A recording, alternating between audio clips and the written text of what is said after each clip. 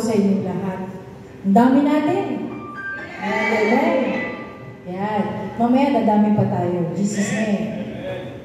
Mga kapatid, actually, ayoko pa sana i-share, pero sabi ni Lord, i-share mo kahit bahagya. Ang daming answered prayer. Tapos, mula nung nagtatiting kami, tapos mula nung sinasabi ng Panginoon, nangungusap sa akin, sabi niya, huwag ka matakot. Trust me.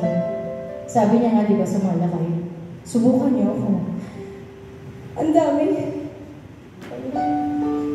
Yung isang mabigat na pinagdarasal ko. Nung Thursday tumawag, sabi niya, Mabruk, you won. Kaya sabi ko, congratulations, sabi niya. Yeah, I claim it in Jesus' name. Unexpected yun. Hindi ako makapaniwala. Shock na ako.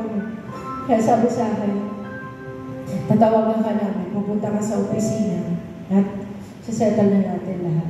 So, yun pa lang, malaking blessing na yun. Kasi yun yung malaking tanikala sa buhay namin. Mag-asawa. Ngayon, tinataas ko yun sa intention, tinataas ko yun sa love offering, saka dun sa love title namin. Kaya, napakalaking biyaya po ng Panginoon. Bago mag-Easter.